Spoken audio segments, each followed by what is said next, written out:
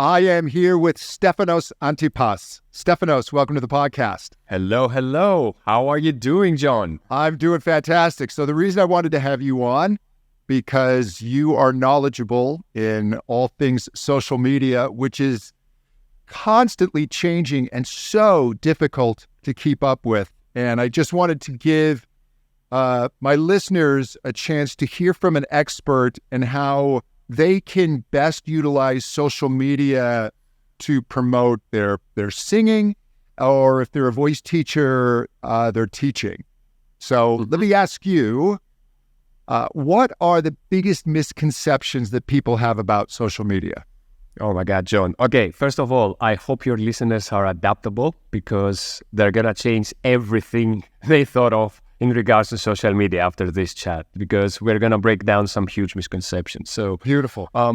The first thing I want to make clear to aspiring artists, let's start with that. Let's start with the singers.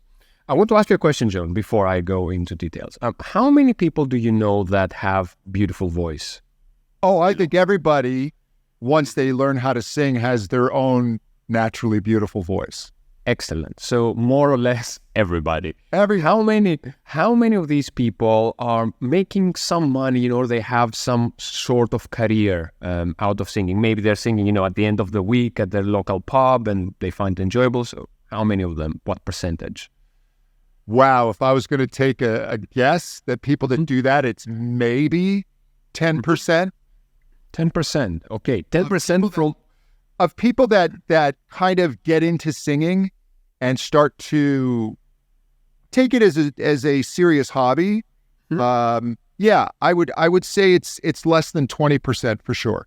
So less than 20% from everyone, right? From everyone who has the potential to do so. Oh, far less than that, yeah. So what we are saying right now is that having a good voice and knowing the tricks is not enough. It's not enough. So what is enough? How can you stand out? And this is the first misconception. I see so many people. My background, I worked with, I was going to music school, so I was learning music. I was hanging out with a lot of musicians. Some of them now are singing in the opera. The thing is that there are so many people with good voices out there. And that's not enough. You cannot just create a social media profile and show us that your voice is good, because everybody has a good voice. And in the end, as you said, some of them might be able to take it to the next level and be a little bit more professional. But what about those who don't want to have it as a side gig? From this, let's say less than 20%, how many of them are having a full-time career as singers? Well, you have different levels. Obviously, there's one thing making a living playing weddings and corporate gigs, and then there's another thing making a living as a session singer, Broadway. But I would say of that, I think we just start breaking down the 80-20, 80-20, 80-20, right? In a way, yes. Yeah. So the 80-20 rule, breaking down to then the 20% of that, and then the 20% of that. So it's a very small percentage, sure. So if somebody here who is listening right now is, let's say, in the first 20% and they want to make it a little bit more full-time, doesn't matter, as you said, if it's in Broadway or if it's in weddings, then they need to stand out. They need to find something unique about them, because the voice and just presence is not enough. So let's get this out of the way. You have a beautiful voice. You are a wonderful singer. You are professional. You show up. You're consistent. That might not be enough. So that raises the next question. So what should I do? What is the thing that's going to make me stand out? And now it all comes down to psychology of viewers and, as a matter of fact, to the psychology of agencies, right? How will the agencies find you? Some people will get lucky. That is social media. You post 1 million videos, suddenly a record label, they're just watching TikTok, they find you, they're like, you fit our criteria for this month's quota. Let's have you in. So that is luck, okay? And I wish best luck to all of you. But if you want to create a consistent strategy, then you need to identify what makes you different. And you start by doing this. You sit down and you look at your competitors. So who are your competitors? People on the same niche with you. If you are singing blues, you're looking for blues singers. If you are in pop, pop singers. And you see what everybody is doing. And then you need to answer this important question. How am I different? And unfortunately, the answer, my voice is better, will not be enough. So it's a combination of things. It's the personality. It's how you present yourself. It's maybe it's your work ethics. There can be so many different things. But this is an exercise that all of my clients are doing, and artists need to do as well. Unfortunately, John, I don't know how you feel. Artists sometimes feel that their art is enough. And I think it's not. Well, this is interesting because when we were getting ready to do the podcast, I explained to you that the two audiences that tend to listen to this podcast are singers, and there's also a number of voice teachers that listen to this. And what you are saying absolutely applies to voice teachers as well, because your voice is not enough. Your ability to teach is also not enough. There are a lot of good voice teachers. So I think everything you're saying is applying to both audiences. Absolutely, yes. And when it comes to, let's touch a little bit on the teachers as well. When it comes to the teacher, then the question is going to be the same. If you have a website and you have 5 singers who give you good testimonials, I bet the next singing teacher will have exactly the same thing. Another 5 very happy, satisfied customers. I mean, it's like a restaurant. If a restaurant has bad food, it will shut down. Since you are still open and operating, food is good, right? So probably you have some success stories. So what is the first thing that, and I will talk about that first thing, what it means, because I don't like to use vague terms. I will be very specific about that first thing. But what is the one thing that if I see, you will stand out among the rest of your audience? It's what I told you, John, when I watched your profile. I said, hey, you have pen over there. Why is he not the first thing I see? That's unique. There are not many pens over there. Yeah, pen and teller. Yeah. Yeah. So what is that unique thing? And now that brings me to the more tangible type of information. Where do you plug in that unique thing? Let's say you found it. So you did your research, you saw your competitors, you realize that this is what everyone is doing, and you have identified what makes you different. Where do you put that? Now that's an interesting question, and it depends on the platform.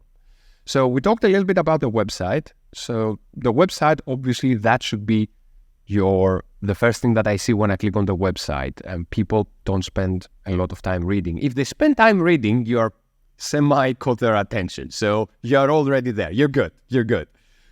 But if they don't, then they are kind of clicking away because they saw a link in the podcast or they find it online or whatever, then you really need to get their attention. So that would be the first thing they see, the first thing. If we are on social media, and that doesn't matter if it's TikTok or it's Instagram or anything else, you only have 2 to 3 seconds to grab the person's attention. 2 to 3 seconds. So everything that's unique about you must be apparent in these 2 to 3 seconds. And again, I said, good voice, not the case. It could be your background. It could be a statement. Even if you're on TikTok, you can put like a small text box on top of you that says something that might attract the attention. It could be your setup. It could be your clothes. It could be your style. It could be a very fast-paced editing. Many, many things. But this is the amount of time that you have. So with songs, if your amazing vibrato comes in 20 seconds in the video, chances are that many people are going to miss it because they will jump out in the first 2 seconds. I'm not happy with that, but this is the reality, unfortunately. The attention span is very short nowadays.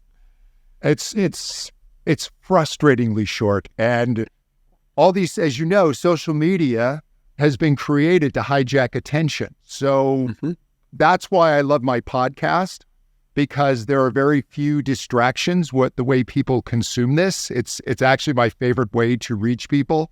But once I'm on social media, I am competing with all types of flashes and buttons and things in the margins. And yeah, it's hard. Yeah, it is hard. But I would say this, it's actually a blessing that it's hard, because if it was easy, everyone would do it. Everyone would do it. So now you're adding this extra level of difficulty, which, by the way, it's not luck. That's what I'm trying to say to everyone. It's not luck. I'm not saying that with hard work, you're going to make it to Broadway. I mean, luck is involved. But Let's set proper milestones, right? So if you want to go from having a full-time work in the bank or, in this corporate or wherever you are, to actually making it as a singer and having more gigs and maybe going part-time, that is something that can be achieved. If you want eventually to traverse to full-time, that can be achieved as well. Now, if your only goal is to be the lead singer in the Metropolitan, well, that might be a little bit more difficult and luck will be involved. But proper milestones are making for a better life. That's what I'm saying all the time. And with social media, you can set these milestones. You can say that I want to earn X amount of money from singing, or I want to have X amount of paid gigs, or I want to have X number of followers. You can set this milestone and slowly work your way up by identifying what makes you different from the other 10 accounts that are in your niche. Now, you bring up a really good point, because we do have to look at others in our niche, but then we also can fall into the trap of comparing, so that suddenly our 10,000 followers don't look so good when someone else has 150 or 500,000 followers. I'm so glad that you said that, John. All right, so time for true stories. I'm working here I'm in Manila, and I'm working with many creators here in the Philippines. One of my partners has a website. They're building websites, and they're helping Filipino creators monetize their products. Thing is that he's telling me that we have creators with 1 million followers earning 3 times less than creators with 100,000 followers. The only difference is that the creator with 100,000 followers has done their market research and they understand how to inform their audience. It's not selling, it's informing your audience that they have a merch store or they are offering certain services and their audience chooses to buy. So the size of your audience doesn't matter. It might not affect your life. So if you see a huge channel, there are so many other metrics. If you bring me now, John, a channel and you tell me, I think this singer or this teacher is very successful because that many of followers. And I would look at it and I will start deconstructing it and I will have questions. How many sales do they get? How much time do they spend to get to do that? How much stressed they are at the end of the month? Yeah. These are metrics that we don't understand. So if with 10,000 followers, you have the milestone that you've set, my friends, you are doing very well. That's it, isn't it? And I'm using myself now as an example because my channel was less than 1,000 subscribers. That was 4 years ago. And with that less, I was able, with that number, I was able to get a job as a trainer because I didn't monetize my status, my followers. I monetized my expertise. So when they saw the videos, they recognized the quality. And when I explained to them my method of teaching, they recognized the method. And they didn't care that the status was not there. They didn't care about it. So proper milestones is the way to avoid comparison. That's actually a great point because there's a famous concept called 1,000 true fans. Mm-hmm. And if you can get 1,000 true fans, that people who really love what you do, you can make a professional living. You can get these people, each one of them, to spend at least $100 or $200 a year. And you do the math, you're making a couple $100,000 a year off of this micro audience. So you're right. It really is about not a huge audience, right? I mean, even in music today, we don't have the audience reach. No artist is going to sell more records than Michael Jackson. It's not going to. Probably not. Because everything is fragmented. But if you can serve that audience and really define it and really define yourself, you can make a living from that small audience. Absolutely. And again, it all comes down to if you make a living and you are comfortable with your living, then you can attend to your life a little bit more. You can work on your hobbies. You can do singing for free. You know, it doesn't have to all be by money. And I'm a little bit tired sometimes, John, when people are comparing everything to money. I don't think that's the way. But if you have money, you have flexibility. So if you really want to be singing at the end of the weekend, or as a teacher, you want to be doing free lessons, to a school, or because you love kids, well, the best way to achieve that is to make sure that you have some safety, some stability. Why would you get that stability from your corporate job when with some proper planning, you might be able to get that stability from your singing job, whatever that is, if you're a teacher or a singer, right? So the first step for somebody who really wants to start taking this serious is to look at themselves, look at what makes them unique, look at others in their niche, and then where do they go from there? How do they start creating content? Should they focus on one channel first and get really good, let's say, at Instagram before they move to TikTok? Absolutely. Focus is essential. I mean, the way we evolved as humans and the reason why we dominate this planet right now is our ability to focus, which we're starting to lose. We're starting to lose lately. Let's not get into that discussion. But it's our ability to focus. That's what makes us the alpha species on this planet. So how do you focus? You start with one channel. What channel?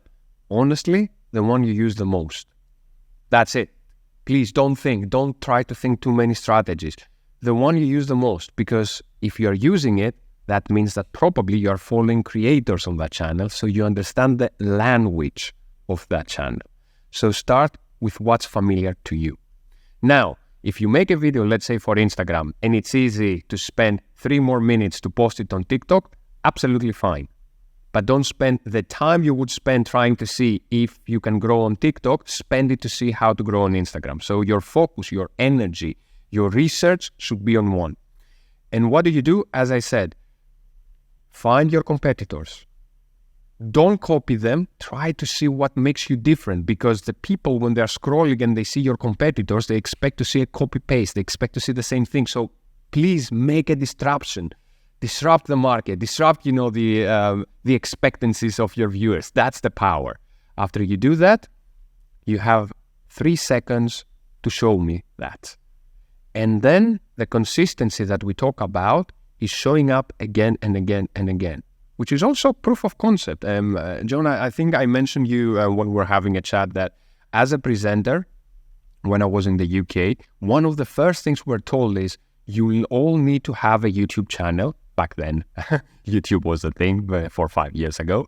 You all need to have a YouTube channel, not because you're going to become YouTube sensations, but because when a producer tries to find you and they see that you are producing stuff, they know that you're serious. So even if you don't see the success, even if you don't see the growth that you want, that is proof of concept. But please make it a little bit different, because I see channels from artists and every single post looks the same, which to me tells me that I'm doing it because this is what I should be doing. So every day I just boredly open my phone, shoot a boring video and upload it because that's what I have to do, and that will show. But if you do it with enthusiasm and power and creativity, then this is your CV. And when the people find out about that, they will understand. So sometimes one of the hardest things to do is to see ourselves and our uniqueness as another person can. Is this something that you work with people as an expert? You can come in and find that essence and what's unique about them if they're struggling with it? Yes, for sure, because the uniqueness in everybody comes from a certain set of exercises. That's all. That's how I found my uniqueness. That's how I found my niche. It all comes down from asking a few questions and making sure that you're focused. And this is where, I bet, John, this is the same in your profession as well. You make sure that the person doesn't deviate on the path, and they focus and they answer these questions. So then when you set the path, then it's a one-way road, really. So you focus on understanding a little bit better yourself, and that is more important than me teaching you hashtag strategies or whatever. No, that's really powerful stuff, because that gives you knowledge and the ability to grow your presence and know your path, rather than chasing the latest strategy, because the strategies are changing constantly, and everybody tries to have these hacks and tricks. And I think finding your core authenticity and finding who you are and connecting with people, that is not going to change. Even as we're going through the upheaval of AI and the changing platforms, if you can connect with people, the more technology starts to invade our lives, I think the more important our human connection is going to be. Yes, and one thing I want to mention here, thank you for bringing this up. I was looking at Matt Koval. Matt Koval was working for YouTube, I think, for 10 years, and he brought a very interesting statistic. He asked the question, how much is the expected lifespan of a famous creator? And he went through different periods of YouTube, starting from 2008 all the way until 2016. And it was 4 years. So we're checking the Google trends. So it's up and then down. And that's the problem with trends. Now with TikTok, Matt Koval says, and I agree with him, that probably now with TikTok, this is going to be 1.5 years or 2 years. So it's going to be much less.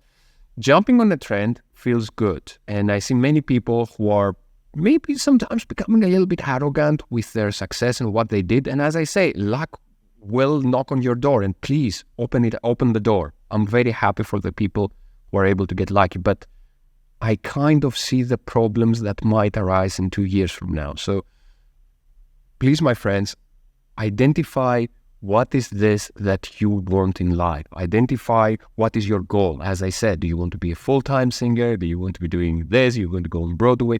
What is that? And focus on that.